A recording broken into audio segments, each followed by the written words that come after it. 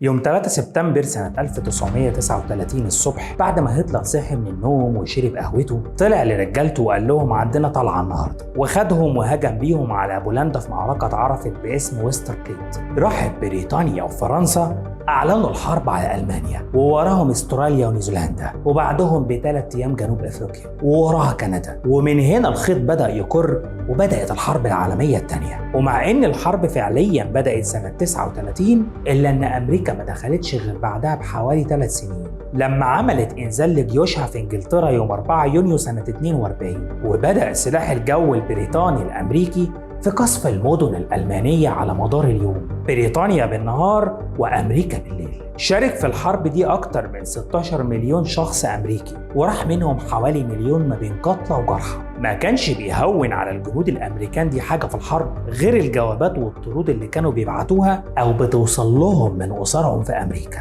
لكن مع زيادة أعداد الجوابات والطرود بشكل مرعب، ما بقاش في حاجة بتوصل للطرفين، لا الجنود ولا أسرهم. وبناء عليه الحالة النفسية للجيش اتهزت، وبقى معدل إنتاجهم أقل بكتير. وهنا القيادة كانت لازم تحط حل للأزمة دي، ولبى النداء كتيبة اتعرفت باسم 6888 بقيادة الرائد تشارلي آدمز. أكتر من 800 سيدة من أصحاب البشرة السوداء قرروا يسيبوا أسرهم وحياتهم ويغامروا علشان الوطن اللي كان في عز قوته العنصرية ضدهم. ازاي السيدات دي دخلوا الجيش ولبسوا الزي العسكري، واتدربوا فين وعلى ايه، وايه تفاصيل الرحله من امريكا لبريطانيا، وايه كواليس الاحداث لسيدات قرروا هم يكونوا الجسر بين الجنود في الحرب واسرهم في الوطن. هحكي لك. قبل ما احكي لك تفاصيل المهمة، خليني ارجع بالزمن لورا شوية الاول. سنة 1927 بدأت صداقة بين المعلمة والناشطة في مجال حقوق الانسان ماري بيثون والسيدة إلينور روزفلت، والاتنين كان بيجمعهم ايمان واحد بقضية التعليم، وان المحرك الاساسي لنجاح اي حضارة ده غير الدفاع في قضايا حقوق الانسان. لكن بعد ما تعرفوا ب5 سنين اتعين جوز إلينور رئيس للولايات المتحدة، الرئيس فرانكلين روزفلت، فاشتغلت ماري بيثون كمستشارة لقضايا الأقليات. وبعدها بكام سنة 39 اتعينت مديرة لشؤون الزنوج، وهناك قدرت تقنع الإدارة بمشروع جديد. عملوا مجلس وزراء لأصحاب البشرة السوداء، ودي كانت مجموعة غير رسمية من المستشارين اللي اشتغلوا على القضايا اللي بتواجه أصحاب البشرة السوداء في جميع أنحاء الولايات المتحدة الأمريكية. في الوقت ده كان الجيش بيمنع أصحاب البشرة السوداء أنهم يدخلوا الجيش وما يحاربوش تحت اسم الجيش، فقدر مجلس الوزراء الغير رسمي اللي حكيت لك عليه انه يساعد اداره الرئيس فرانكلين روزفلت في صياغه الاوامر التنفيذيه اللي انهت استبعادهم عن الجيش، واشتركوا في الحرب العالميه الثانيه. ودخلت الرجاله الجيش، وخلاص هنلتحم ونتلم تحت علم واحد وارض واحده. تسكت ماري بيثون على كده؟ بالعكس، دي اقنعت صديقتها إلينور حرم الرئيس بانها تساعدها يقنعوا الرئيس بانه يتم قبول السيدات اصحاب البشره السوداء في الجيش، وانهم يدخلوا تبع فريق الجيش النسائي المعروف باسم WEC، وده كان فرع تم انشاؤه سنه 42. لكن رد الفعل المره دي كان عنيف علشان سمحوا لهم انهم يلبسوا الزي العسكري. وعلى الرغم من كده اتدرب عشرات الالاف من السيدات في مجموعات مختلفه من التخصصات غير القتاليه، زي الاعمال الاداريه والمخابز والاعمال البريديه وغيرهم. كلها كانت مهام محوريه للجيش اثناء الحرب. فمثلا كان ارسال واستقبال البريد للجنود اثناء الحرب بمثابه شريان الحياه ليهم، بينهم وبين اسرهم واصحابهم اللي سابوهم وراهم في ارض الوطن وراحوا على الحرب. علشان كده على ما خلصت الحرب سنه 45 كان عدى 3.3 مليار قطعه بريديه من خلال البريد العسكري، وده طبيعي لما يكون موجود اكتر من 16 مليون امريكي في اوروبا بسبب الحرب. وكانت مهمة تنظيم وتسليم كل الكم الهائل ده من البريد حاجة شبه مستحيلة. واللي عقد المشكلة أكتر إن عمال البريد عددهم قل بكتير، وده خلى الطرود والجوابات تتراكم بشكل مرعب. فطلعت مجموعة من ضباط الجيش وقالوا إن عدم وصول البريد للجنود من أسرهم في أمريكا أثر على الروح المعنوية للجنود، ولازم حد يتحرك ويحلها. فاستجاب فرع WEC للاستغاثة، فأسندوا مهمة غربلة أكوام الطرود والجوابات اللي اتبعتت على مدار شهور فاتت لكتيبة الدليل البريدي المركزي المعروفة باسم 6888. والكتيبة بالكامل كانت مكونة من السيدات أصحاب البشرة السوداء بقيادة الرائد تشارلي آدمز اللي كان عمرها وقتها 26 سنة. ودي كانت أول سيدة من أصحاب البشرة السوداء تكون ضابط في فريق الجيش النسائي، وكانت المهمة إنهم يقوموا بفرز 7 مليون قطعة بريد ما بين جوابات وطرود في مدينة برمنجهام في إنجلترا في مدة لا تتجاوز 6 شهور، لكن الملفت إنهم أنجزوا المهمة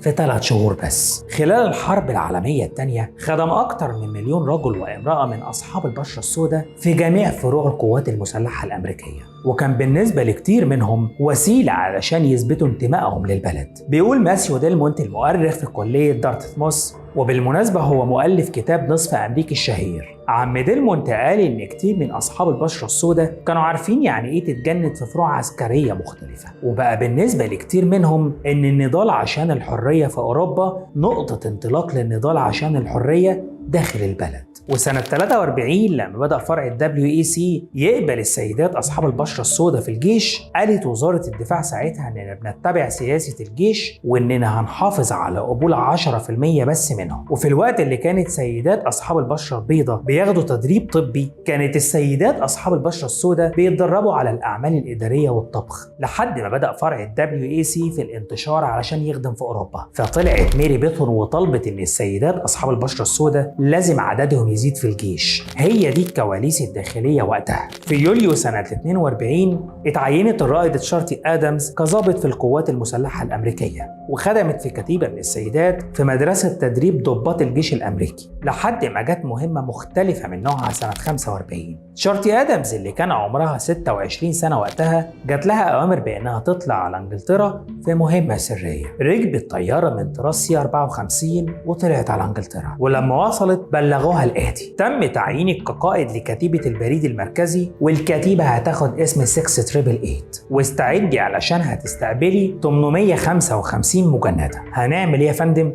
قالوا لها تم تكليفكم بتنظيم وترتيب وتسليم البريد اللي ما تسلمش لحد دلوقتي، واللي تقريبا ملأ مستودعات مدينة برمنجهام في انجلترا، والمجندات اللي جايين هم كمان ما يعرفوش حاجة عن المهمة. في الوقت ده كانت المجندات بقالهم كذا شهر بيتدربوا في مركز تدريب تابع للقوات المسلحة الأمريكية. يوم 3 فبراير سنة 45 طلعت مجندات كتيبة 6888 على متن سفينة SSL فرانس، وأثناء عبورهم للمحيط غيرت السفينة اتجاهاتها أكتر من مرة بسبب ظروف الحرب. ولما وصلوا اسكتلندا خدوا من هناك قطر وطلعوا على برمنجهام، ولما وصلوا اتصدموا بأعداد البريد والطرود المهولة اللي ما كانش ليها نهاية. كانت مالية الممرات والغرف ل6 جراشات للطيارات. نظريا المهمة كانت سهلة، انهم ينظموا ويسلموا الطرود لأصحابها، ده ما كانش فيه مشكلة بالرغم من الأعداد المهولة الموجودة، لكن عمليا الوضع كان صعب. كانوا قاعدين في مباني قديمة جدا ومتهالكة وإضاءتها كانت ضعيفة،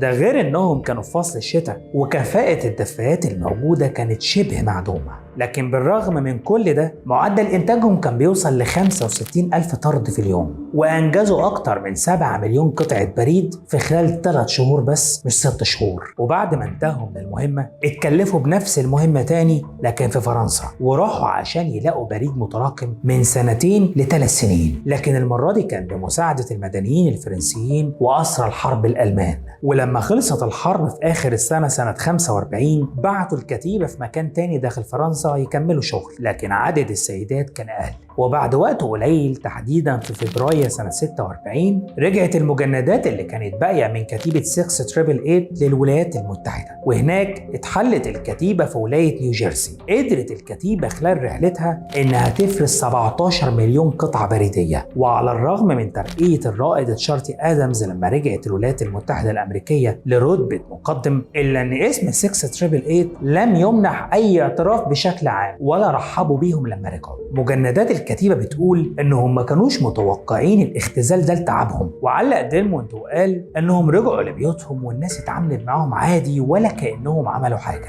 ولا كأنهم ضحوا علشانهم في الحرب. أعضاء الكتيبة خدوا وسام الحملة الأوروبية وميدالية النصر في الحرب العالمية الثانية، لكن الاعتراف بإنجازاتهم على نطاق أوسع من كده ما حصلش غير بعدها ب60 سنة. في 2009 كان في 3 سيدات أعضاء في الكتيبة، أليس ديكسون وميري راجلاند وجلاديس كارتر، حضروا حفل تكريم للسيدات العسكريات في مقبرة أرلينغتون الوطنية. وفي 30 نوفمبر في 2018 اتبنى نصب تذكاري للكتيبة في فورت كانساس، عبارة عن تمثال نصفي من البرونز للضابط القائد تشارلي آدمز، ولوحة خلفية موجودة عليها أسماء أكتر من 800 سيدة شاركوا في الكتيبة. وفي 14 مارس 2022 وقع الرئيس جو بايدن على مشروع جديد يمنح الكتيبة الميدالية الذهبية للكونجرس. كتيبة البريد المركزي أو 6888 ما سابوش مجرد إرث للي عملوه في الحرب العالمية الثانية، دول خدوا أسماء وقصص المجندات اللي كانت بتنتمي للكتيبة وعملوا منها كتب وأفلام وثائقية. وحاليا على منصة نتفليكس بيتحضر فيلم باسم 6888 إخراج تيلر بيري. يمكن حضرتك في مكانك مش متشاف بحجمك الحقيقي، ويمكن مجهودك تقديره أقل بكتير من اللي المفروض يكون عليه، لكن الأكيد لازم تكون واثق إنك ترس مهم ومؤثر